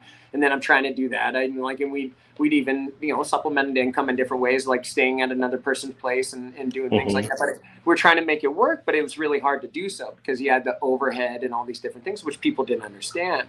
So when you go there, and then some people be like, oh, this training and that stuff, don't realize that somebody's dealing with a lot of overhead and a lot of stress, or also dealing with a lot of personnel. So it's really hard, but you have to learn that. But that was a big growing thing that I had to learn from that. Is one is like, you got to learn how to deal with people better, communicate with people better. It's hardest to do. It's one of the hardest things to learn, to communicate with people, because you have to communicate with people differently. It can't be the same. And mine was always approach was the same to everybody else, but you have to approach people differently. So finding out that and finding that balance was huge. So another thing, my wife and I, we wanted to get married. We wanted to get a house, and we wanted to have kids and stuff. So walked away from the gym. The biggest thing was, one, so my wife and I could get a house. So I needed to find a job where enough income where I could actually represent on taxes, where I could get the loan through VA enough to get my house. So, and then I went and did real estate management for 2 years, and it was just stealing my soul day by day. It was really hard. And then what happened is, like, it was almost like a whole year I didn't do much of the martial arts at all. I just wanted to be away from it again. And then plus I wasn't even refereeing, wasn't doing nothing. I'd watch, because I was ultimately really depressed, and and I had injuries that had when I tore my right shoulder twice, I tore my left there. I had some knee issues from when I was younger, but then also I had my hip still from my accident, still getting better. I also had some cartilage damage in my ribs that took forever to heal. So there's all these different things that I had to work on, but then that also got me into more of what I do now. I'm really thankful of some of that, because it slowed me down, allowed my wife and I to get our house, which we got our house. And it allowed me to actually work on myself too. And that's what I do majority of my work now, is I work on, trying to people get into better biomechanical positions. So we're getting further and further away from pain. So pain abatement, but also on top of that, re-engineering the body to get the body to move the appropriate way. So that's what I spend most of my time. And then on, the other parts, just getting fist fights every single day. But that's But after I did that for 2 years, that first year, like I said, I didn't do much, but then it was getting unhealthy. I was not liking life. I got away from this, it was one of my biggest artistic pursuits, and I wasn't being true to myself. So I started, people were still coming over, and I started my cave. My first gym was called Martial Art, turning fighting to a work of art. Now I had my cave in my garage. I still had my mats and my stuff, all Yep. the stuff. So I Yep. set up a bunch of the stuff inside my garage. A bunch of my stuff was in my crawl space, and I just sit there and I train people, and I just train them more. And then, to be honest, I started making probably a little bit more money training people in my garage on off Yep. times than I would be on, sometimes a week. I was actually making like when I was doing the real estate property management. So I started getting into it. Plus, I'm personal trainer, certified American Yep. Council on Exercise. So I got back into doing that. I started doing training like at it was Uptown Athletic. It was on Yep. downtown for a while, and it just had a garage back there. So I did that, and they asked me to teach them classes. So I finally got back teaching classes. Started going back over to like Alaska Boxing Academy. I'm a big fan of it's the amazing youth program. Anybody in Alaska, if you have kids that want to learn to box, go see David Carey over Yes. at Alaska Boxing Academy. It's an amazing youth program. Your kids will become better human beings by being around that gentleman and the kids around there. So I Alaska love Boxing ABA. Academy, I started working a lot with him and some of his people. Like there's Nino Delgado, which I'm a huge fan. I started doing strength and conditioning for Nino. And Nino's an amazing boxer. He used to beat the shit out of me. He's a lot smaller than me, but he beat the shit out of me. I don't think I gave him a bloody nose once, and I don't think he ever forgave me. So working with him and David was a lot of fun. And then going from there, I started kind of thinking about kind of getting more back into doing gym and stuff. So I worked more personal training and stuff for a while. And then I finally partnered up with somebody and got into a warehouse. So I went into a warehouse and started a private training studio. So the private training studio, my cave went from my garage into this warehouse. And then the cave is where what I'm doing now is I had it in that warehouse. From that warehouse, I moved into another location over there near Costco on Diamond. And then now I'm in my new location when I've been over here for over a year, which is over here on 36 and Hardick. So I have this fun little 1,500 square foot location that I get to have fun with all my little fun stuff here. It's a great spot, dude. I finally got to be up there since shutdown and the pandemic when I dropped off that equipment, and it's a fun little spot. And it is for somebody who doesn't want to have a team per se, doesn't want to have like the cost of the overhead and the emotional cost of dealing with so many people and so many truths, so many stories, and so much emotional weight. I mean, you get to be very selective, and that's powerful. And that's actually where I'm coming at to my point in my life now. It's like I am okay with the fact that I can be selective, but I have to be very selective. So, and the fact that you got to that spot is it's powerful. And then, like for a lot of people, a lot of martial arts, like I've done a lot of meditation and writing and just like looking at things retrospectively. Of like growing up, I started my training in the backyard with my dad and my uncles, my grandfather. Did the whole gambit of the martial arts journey as a professional, and then guess what I'm doing now? I'm back in the backyard with a select few and also my son. And it's interesting how life just kind of comes full circle that way. And just the same with the garage turns into the cave, and the cave is that same atmosphere. And it's really powerful to see that come around. And like people get so hung up on like the big gym aspect of, well, I have to have 5,000 square feet, but it's like 5,000 square feet is a lot of overhead and it's a lot of personal cost managing all that, because that's the other one too, is people just don't exactly know what it's like to run a gym unless they do. And just, I mean, there's so much going on, because the fact is not every martial artist makes for a great businessman. I definitely am not a great businessman. So I'm not a great businessman.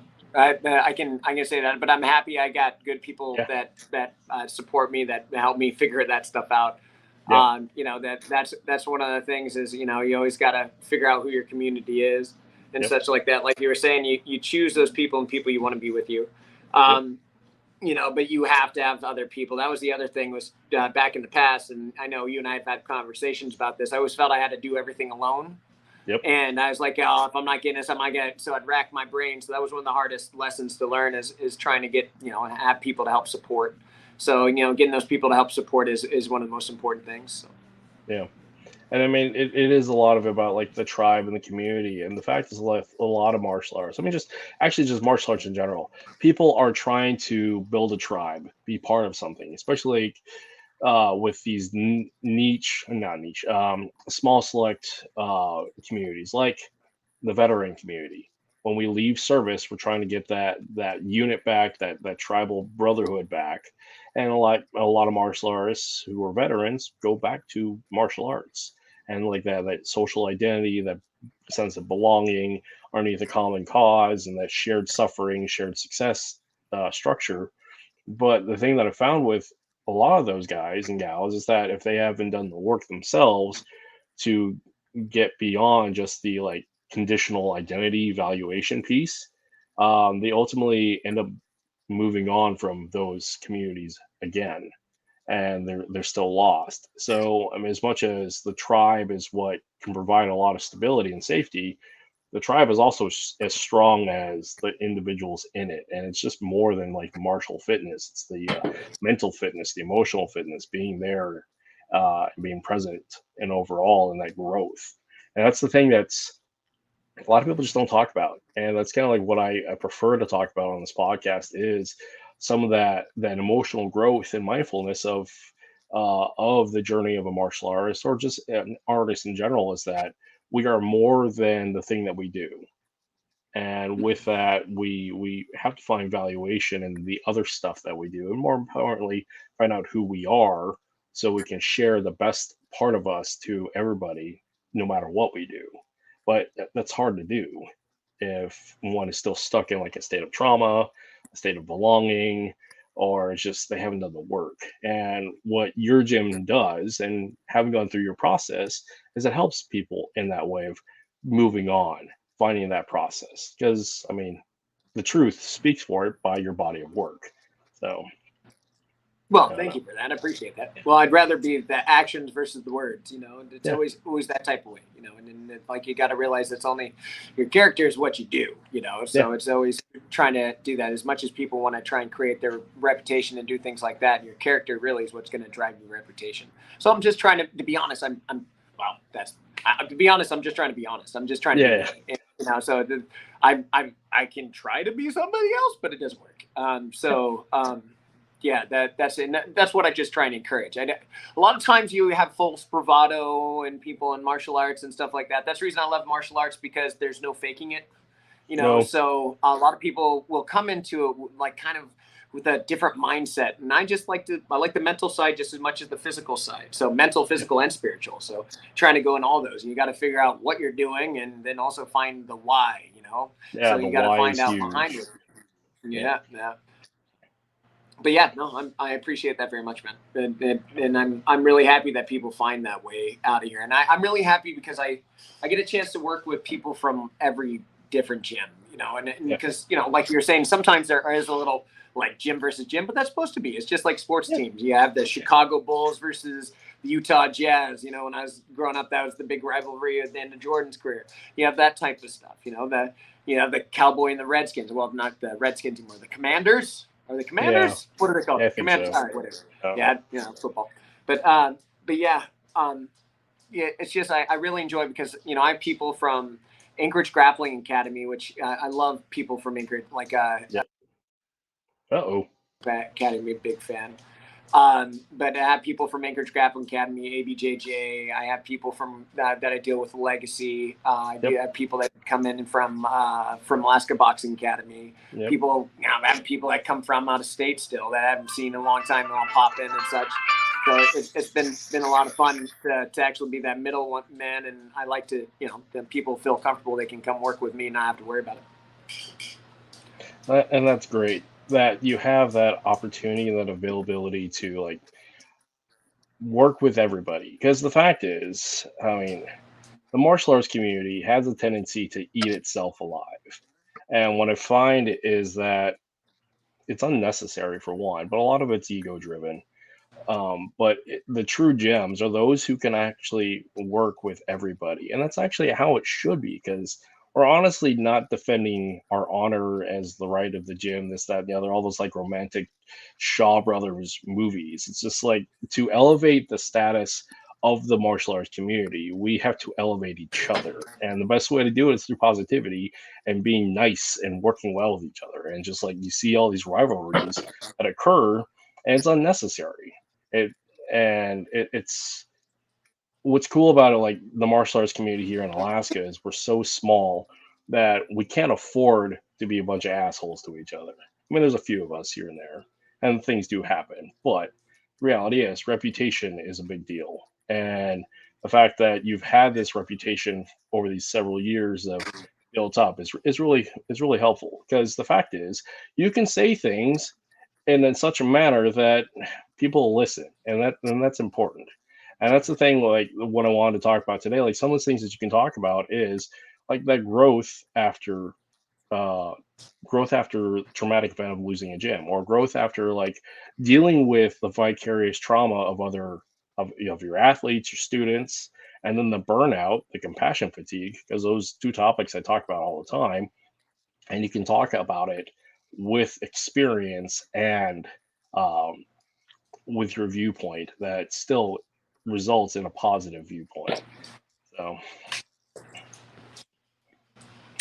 yeah. Do you have any thoughts more on, say, like vicarious trauma and compassion fatigue? Because I mean, we've talked about it loosely, but we actually haven't put a title on it here.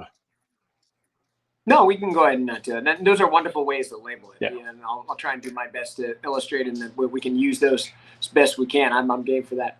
Yeah. But yeah, uh, when it comes to actually dealing with absorbing other people's trauma, Yeah. so the absorbing somebody else's trauma, it's just one of those things. If you're really an empathetic person, Yeah. that's one of the things. You're trying to understand what they're going through and try and feel the emotions that they're trying to feel and do things like that. A lot of people go through a lot of trauma. I know a lot of people that have been through a lot of trauma, and me, I'm trying to be empathetic. I want to understand where they're coming from, because I don't want to judge them. Who am I to judge anybody? I want to know what my goal is always, I'm trying to think I want to walk in their shoes, like think on stuff like that, right?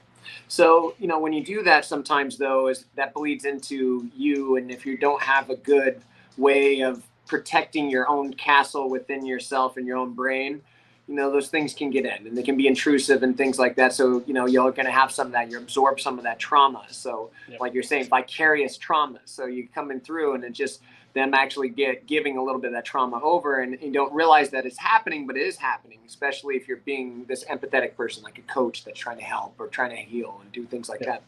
So you have those type of things, and you don't realize that your trauma is growing within inside you. You just have no clue. It's almost like pressure within a boiler that's not getting a relief valve on it, and then eventually that, without that relief valve going, it's just going to burst. And not knowing that, and it took me a lot of behavioral cognitive therapy. I'm a big fan of it. A lot of meditation and things like that got me past it to realize where was my fault in the situation, and what were things that I couldn't control, what were things I could control. Why was it necessary for me to take on that responsibility? Or I thought that it might have been artificial responsibility, that it wasn't need, but I thought that it was necessary responsibility. So, but it still felt the same in trauma in my body and my mind. So learning to get past those things. And then, just with that, like doing that created, and with me, it created chaos in my own brain. And from that chaos in my own brain, it created chaos in my entire life. And then in the chaos of my entire life, my wife, and we having issues, not wanting to, not trying to find purpose in other different works and different things like that, like feeling lost, having a huge void of not actually being who I was, and then that was one of the things. And it was completely lying to myself the whole time, as I got away from that stuff, and not knowing about how to recover from these things and understand this trauma and how I can progress past this, and understand what it was that made this so important, is I changed my life for the better. And, the reason you were doing this as a coach is you were really enjoying the fact that you were helping people be better, helping people realize their potential, because you were realizing your potential. So I had to do those things of, why am I doing this? Find the why, and things like that. So instead of thinking about, before it was, I have this gym, I now have to have a reputation in the gym, reputation of my fighters, this thing, I'm responsible of all these different things, and not realizing it's not really my responsibility. You know, my responsibility is to give you information and make sure that I'm giving you the tools for you to potentially do the jobs that you're going to do later. And I want you to be able to do that job efficiently. I don't want you to sit there beating your head against the wall trying to get a job done. I want you to take that tool, learn how to use that tool, and then all you need to do is go bang and it's fixed. You know, when everybody else is like, I don't know, shit, I don't know how to fix it. You're like, I got this. That's the goal. You know, so it was just had to change perspective. There were so many different things about just understanding perspective and things like that. And there were so many things that I just, like, my brain was mixed up, man. It was just, it was crazy how it was. I couldn't explain it. But then that also got me into understanding more anatomy and biology, understanding the chemicals in the brain, understanding different things from the fascial system to storing trauma in muscles and all these different type of things. So I'm thankful for the trauma because, you know, without struggle, you don't find your strength. So whenever going into that, I'm really thankful for those things, but it was hard lessons. I mean, it was like still stuff that I'm still trying to you know, keep working from and learn from those lessons, because sometimes those lessons just keep coming back until you learn them. But, you know, you find those things, and if you can, you then listen as much as you can, they give you those lessons to move on. But the trauma is one of those things, it's hardest thing to get rid of. And when I approached that trauma to get past that so I could get back into training, was I had to work on myself mentally, and I really had to work with myself spiritually before I can even get to physically. So at the time, I'd go try and go train and do everything like that. I didn't care. I hated it. I hated something I loved. I literally hated what I loved, and which was so silly. It's just because it had all this emotional baggage on top of it that was preventing me from doing my art, which art is just another word for love, people. So art. So I'm sitting there trying to do my art. So I was keeping love from myself. So I needed to stop keeping that love from myself. And then but I had all these preconceived notions that have already been created through trauma and other different things and other experiences. They're preventing me to see what the real base values of everything was. So once I found those, it made it really simple, you know, and then also, you know, I didn't need to be anything for anybody else other than be for myself. I just needed to be me. So, and that's where, again, the cave, come hang out with Coach Grizzly in the cave is because, and then it's just hang out in the fucking cave. It's not about, I need to be a martial arts school and I have to have stripes and belts and stuff. There's nothing wrong with that. It's great to have that. I'm not talking about that. Belts hold those pants up really well. When it comes down to put on there, it's like you want to find people you enjoy training with, and usually the belts just mean you've been training with those people a long time. And so that's what I had to find out. I had to know that you had to find the people that are worth working with, meaning for you. There's 6 billion people. You don't need to affect everybody. That's the same reason, like, instead of a big generalized vague term like martial art turning fighting into a work of art, go into the cave, come hang out with Grizzly and do silly, stupid shit. So that was it, just knowing that I had to be more true to myself. And then being true to myself is understanding these things. You know, I live my life now as a pauper, which is hard to make a living doing this stuff. Anybody that you think want to own a gym, don't. You know, it's not. But, you know, the other thing about it is you get a lot of other currency other than just monetary things. The currency is the effect you have on others is way more important. And you got to realize, you know, the service you have to others is your rent that you pay for heaven. Thank you, Muhammad Ali. So when you do this type of stuff, you want to develop a great community. I mean, like right now, I got guys out here sitting there got a full house and doing stuff while I'm sitting there talking to you, and they're probably sharing, having fun, doing some knowledge out there, doing silly shit. So it's finding a good place and atmosphere to do that. And what I want to do is just try and find it, because a lot of times people are so intimidated to go to places. I know I was. I mean, shit, like, gave my experience. I can't believe I did that shit, to think about it, going to that gym when I was 27 years old and shit like that. I can't believe I did that. But for most people, even coming into my gym where it's coming to see silly Jared is hard, you know, and stuff like that. It's just they don't realize, because they don't give themselves the opportunity to allow themselves to shine or allow themselves to show more of their own potential. So trying to get to where they can. So, and that's trying to create an atmosphere where it's nice, friendly is such an important thing. So I'm so thankful for, again, we talk about our community. We have an amazing community. I've been some other places it's not, you know, and even if we have these little rivalries, it's squash quick because it's stupid, you know, because we want to get down to what it is. We want to have fun. We want to do martial arts. We want to have places like Salt as Rock, Alaska Fighting Championship, Thursday Night Fights, Alaska's Combat Entertainment. We want all these different places to be able to go out and express and show the art and do things like that. But a lot of times people, feel really intimidated to go in there and don't realize that this is such a peaceful way of living too. Yeah, it is. Like it's crazy that, great harm that you learn to inflict makes you more peaceful, but it's made me a more peaceful person. And that's what I like to share, is just keep working on that. Keep sharing things like that. I almost want to turn on, but I don't want to do it to him. But Alex doesn't realize he's out there dancing, having a good time with the bag, and I almost want to show him. That's good. You should. Oh, he stopped dancing, damn it. Because if you can't dance, you can't fight. I mean, I'm of that opinion. If you can't dance, you can't fight. Dance like no one's looking, always. Right? But I get in trouble for that one. I'm it's one of those things that's always trying to create that, and I'm happy that's being conveyed, and I'm happy that my character and who I am is received in such a positive manner. To be honest, and going through all the trauma and everything like that, it's just made so that's even better. So it just makes me understand things a lot more. A lot of this stuff I was just naive. 27 years old, I shouldn't be training a person that's a national champion in boxing.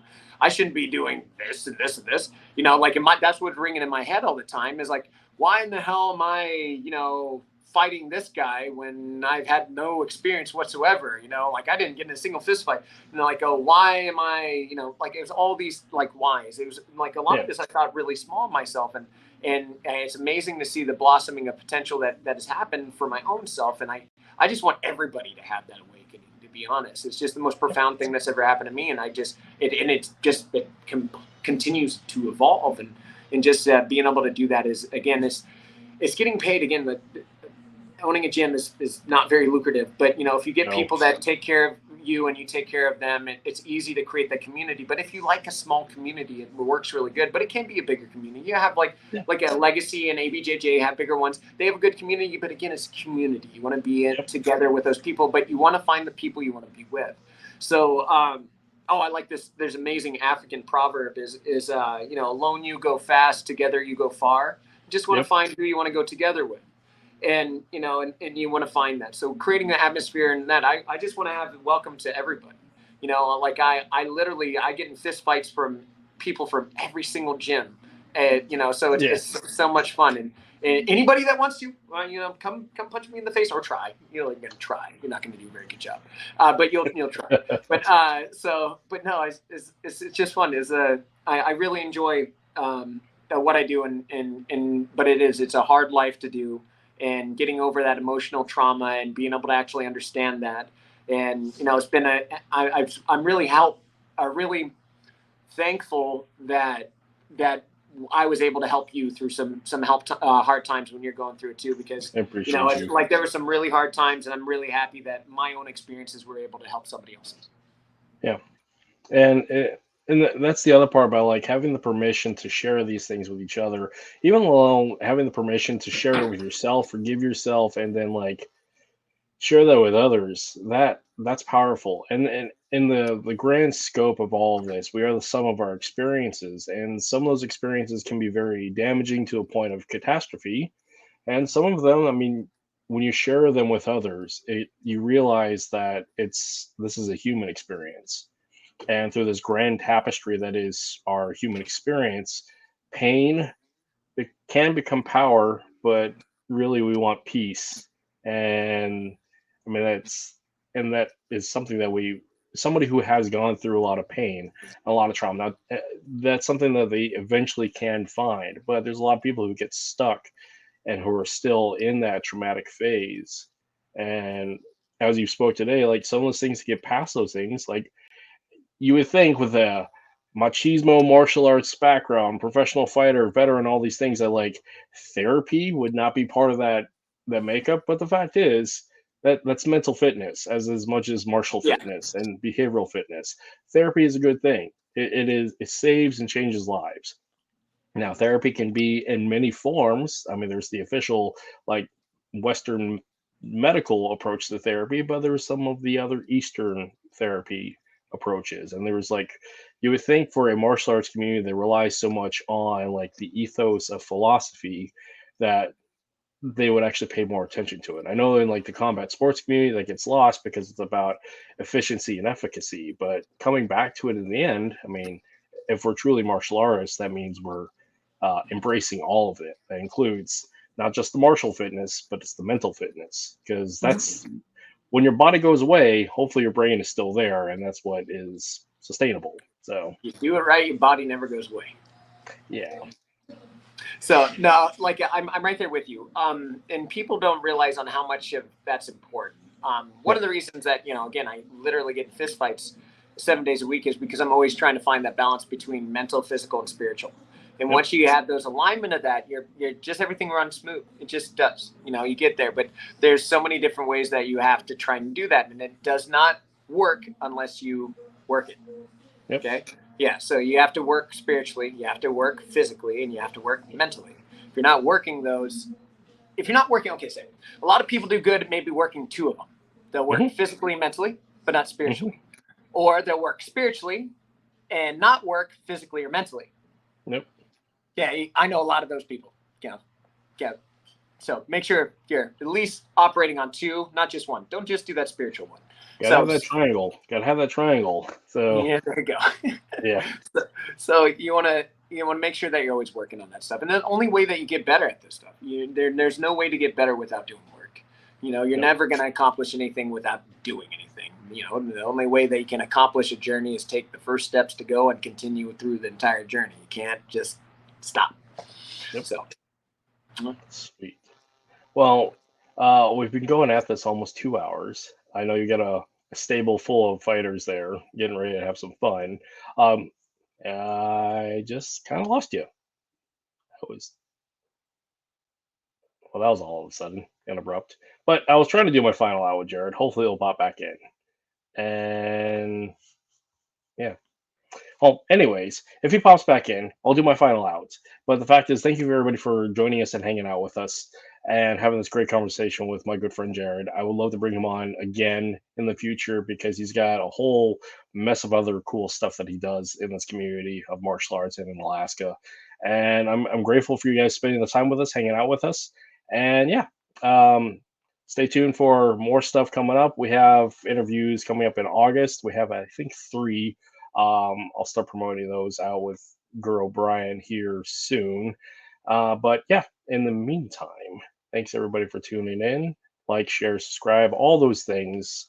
Yeah, keep training, keep doing the work, and yeah, we'll all get better doing this thing that we love called martial arts together. All right, thanks everybody.